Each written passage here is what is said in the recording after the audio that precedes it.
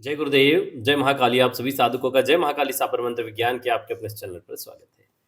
सप्तऋषि साधना, अब ऋषि पंचमी आ रही है। 8 सितंबर को ऋषि पंचमी पर्व है। उस समय में आप इस सप्तऋषि साधना को कर सकते हैं। सप्तऋषि कौन है? साधना के क्षेत्र में सभी लोग जानते हैं। वही संपूर्ण ज्ञान के स्तोत्र हैं, भगवान शिव के साक्षात शिष्य हैं और उन्हीं की कृपा से पृथ्वी पर जीवन का संचार है। सप्त ऋषियों के कुल में से सभी लोग जन्मे हैं। उन सप्त ऋषियों के ही कुल से संबंधित सभी लोग हैं।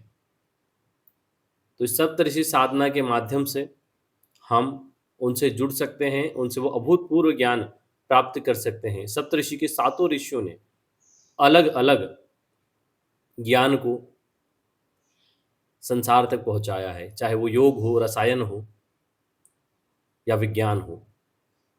सब प्रकार से उन सप्त ऋषियों ने मनुष्य के कल्याण के लिए ज्ञान प्रसारित किया है। अनेक विद्याएं, अनेक सिद्धियां, उनका ज्ञान उन्हीं से प्राप्त हुआ है। इस दिव्य साधना के माध्यम से हम उनसे वो ज्ञान प्राप्त कर सकते हैं। वो अभूतपूर्व ज्ञान और उस दिव्य ऊर्जा का संचार हमारी आत्मा में होता है, जिससे कि हम सिद्धि आदि प्राप्त कर पाते हैं, नए नए ज्ञान को प्राप्त कर सकते हैं, जीवन में अनेक प्रकार की उपलब्धियों को प्राप्त करते हैं, तरक्की करते हैं। इसलिए इस दिव्य साधना को जरूर करना चाहिए। जीवन में कितना भी कठिन समय चल रहा हो, आपको निकलने का रास्ता मिल ही जाएगा और आपका भविष्य बहुत उज्जवल रहेगा। न सिर्फ आर्थिक क्षेत्र में बल्कि आध्यात्मिक क्षेत्र में भी आप अपनी कई पीढ़ियों में इकलौते ऐसे होंगे जो न सिर्फ आर्थिक क्षेत्र में तरक्की करेंगे बल्कि आध्यात्मिक क्षेत्र में भी बड़ा नाम कमाएंगे। तो इस दिव्य साधना को आप 8 सितंबर ऋषि पंचमी को कर सकते हैं या किसी भी गुरुवार को कर सकते हैं। सबसे पहले इसके मंत्र को नोट कर लीजिए, फिर इसका विधान बता देते हैं।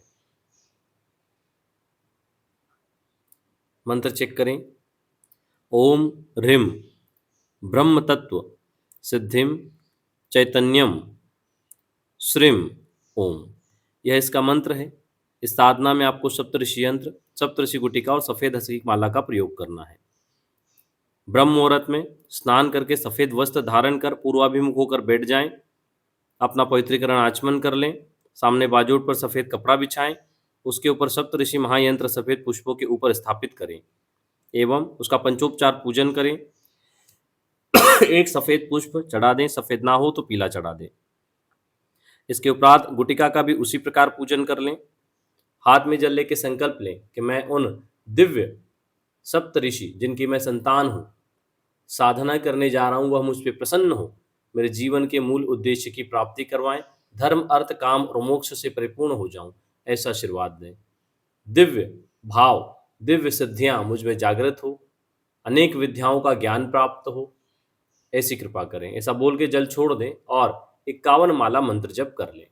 उसके बाद उसको 11 दिन तक पूजा स्थान में ही रहने दें। सामग्री की नित्य पूजा करके केवल 51 बार इस मंत्र का जप करें बिना माला। 11 दिन बाद यह सारी सामग्री, यंत्र, माला, गुटिका आदि विसर्जित कर दें।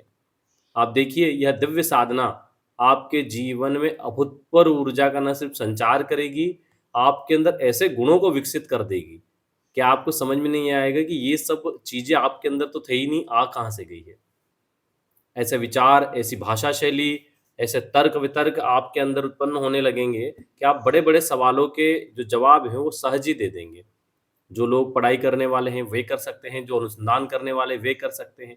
किसी भी क्षेत्र का व्यक्ति इसको करेगा तो अवश्य ही उस क्षेत्र में ही नहीं, अन्य क्षेत्रों में भी उसका नाम बड़ा होगा। अवश्य इस साधना को करना चाहिए और इस साधना के बल से अपने जीवन की आर्थिक और आध्यात्मिक उन्नति करनी चाहिए। चलिए, आज के लिए इतना ही। जो लोग अपना कुंडली विश्लेषण या ऑरा स्कैनिंग करवाना चाहते हैं, नीचे नंबर दिया गया है, उस पर संपर्क कर सकते हैं। अन्य कोई सवाल के लिए आप कमेंट कर दें, समय मिलते उस पर जवाब दे देते हैं हम। चलिए, आज के लिए इतना ही। जय गुरुदेव, जय महाकाली।